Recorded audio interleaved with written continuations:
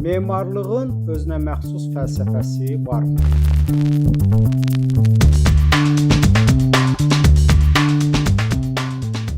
Memarlıq insanın ilk yaradıcılıq sahəsidir desək, yəqin ki, yanılmaz. İnsan təbiətdən özünə daldanacaq tikməyi öyrənərək ayrılıb. Hətta bu gün də sənətdə ortaya çıxan dəyişikliklər əvvəlcə memarlıqda baş verir.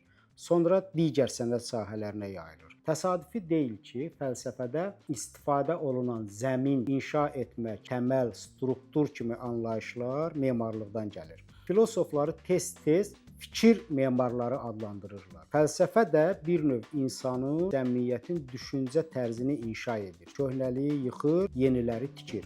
Memarlığın vizual dünya görüşünü fəlsəfə intellektual dünya görüşü olaraq yaradır. Türk intellektualı Ali Artun'un sözləri ilə desək, memarlıq fəlsəfənin metaforasına çevrilir. Memarın daşla yaratdığını filosof sözə tərcümə edir. Bu mənada zəkanın tarixi sözün yox, daşın tarixidir. Həyat öz şəklini öncə daşda dəyişir. Ən bərk olanın şəklini dəyişdirə bilməsi insana öz fikrini dəyişdirmək üçün güc verir.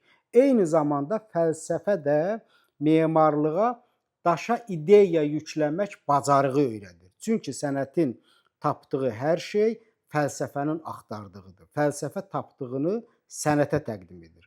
Sənət bir növ fəlsəfənin xam malını emal edən zavoddur. Fəlsəfə memarlıqdan zəmin, yəni bünövrə anlayışını mənimsəyərək yola çıxır. Zəmini olmayan fikir fəlsəfi fikir sayılmaz. Filosoflar həmişə fikirləri üçün möhkəm bir zəmin axtarırlar. Qədim Yunan fəlsəfəsində bu zəmin təbiət idi. Orta əsrlər fəlsəfəsində Tanrı. Günümüzün fəlsəfəsinin zəmini isə cəmiyyətdir.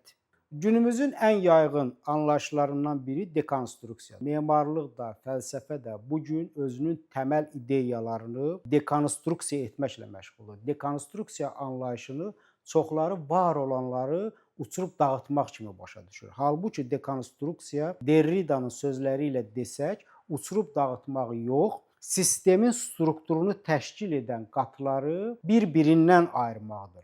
Məqsəd strukturun özünün gizlədiyi həqiqətləri üzə çıxarmaqdır. Michelangelo'nun etdiyi kimi qaya parçasını yonub onun içində gizlədiyi insana azadlıq verməkdir. Derrida bu mənada Platondan Hegelə qədər bütün filosoflardan fərqli olaraq anti-memardır. Balaca uşağın oynayıb özü üçün adiləşdirdiyi oyuncağı söküb içinə baxmaq istədiyi kimi insanlıq da özünün yaratdığı ənənəvi strukturları söküb içinə baxmaq istəyir. Sir strukturun içindədir. Məsələn, Misir piramidalarında olduğu kimi. Bu gün fəlsəfə də, memarlıq da strukturun özünü yox, içini, daha doğrusu sirrini ifşa etmək iddiasındadır.